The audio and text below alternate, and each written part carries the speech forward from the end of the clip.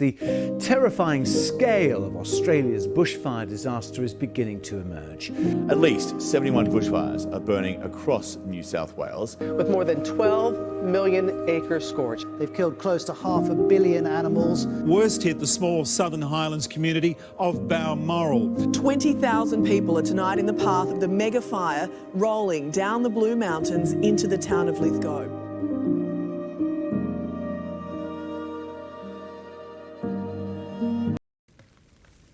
Since the 1970s, the bushfire season in Australia has started earlier and more deadly. Locations that have vegetation are marked as places that bushfires are more likely to start.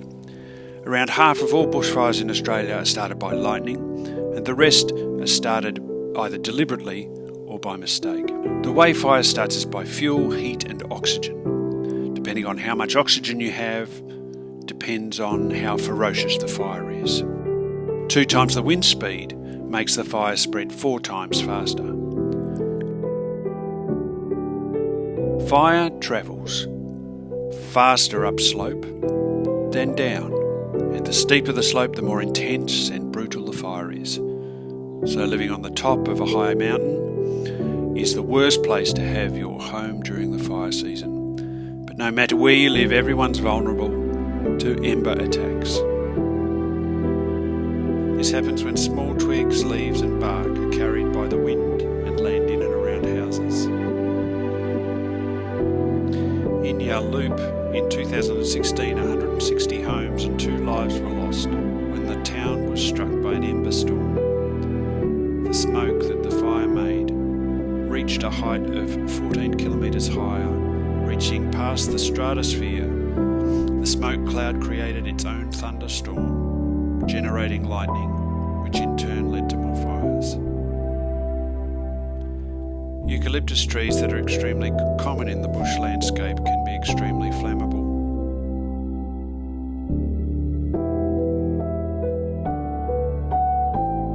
Born in 1700, Jacobus Turk was the caretaker of New York City's 2 then Newsham hand pumpers, who were widely known for inventing the first fire truck in 1748.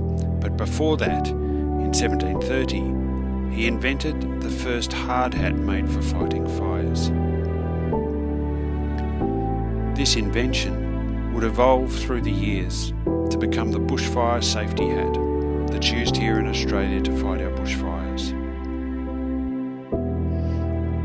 The bushfire safety hats are typically made of premium impact resistant ABS plastic or polycarbonate, which has an approximate melting point of 105 degrees Celsius, making it a slow burning material. This makes sure that the firefighters' heads are safe when they're fighting fires in extreme heat. The wide brim around the hat protects the person using it from getting hit by hot embers. As you can see, there's also a neck flap. This fabric is flame resistant, but again, also providing protection from flying embers.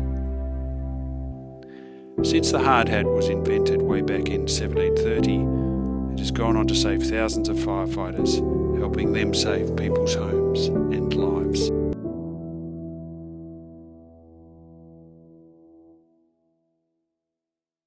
Australians have had to learn to live with bushfire. Bushfires have been around forever. So far, 170,000 square kilometres of bush has been burned. Through the years there have been many large-scale fires, the most memorable one being Black Saturday. On the 7th of February 2009, the temperature was recorded to be 47 degrees Celsius.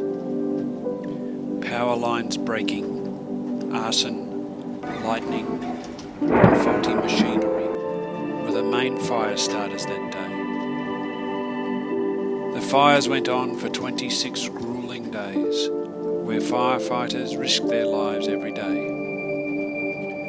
In the end, 4,500 square kilometres were burned to the ground. 78 communities were affected, ending up with more than 2,000 homes and 173 deaths, with 120 in the King Lake area alone. 414 people were injured by the fires, leading to hospitals in some areas struggling to cope. The cost overall was $942 million in damages. But recently, in 2019 to 2020, you might remember Black Summer. The causes for this disaster of a bushfire season range from lightning and arson all the way to global warming and droughts. The 2019-20 fire season cost Australia a crazy $103 billion in damages. Over 186,360 kilometres squared of bushland was burned, leading to over 9,000 buildings being burned to the ground. There were 34 deaths due to the fire and 445 deaths due to inhaling smoke. But after all these fires, and the news latches on to the next story, we are still left with the survivors who have lost their homes and have to find a way to move forwards. We live with the legacy of past bushfires. We live knowing that there will be more to come. Over many years, Australia has experienced many horrific bushfires, and through the years, we have learned how to adapt with the Bushfire Safety Act and other PPE equipment. As the bushfire season approaches again this year, Australia and its communities hold their breath to see how it plays out this time. But we can look back on past events like Black Saturday and be well prepared for what is to come.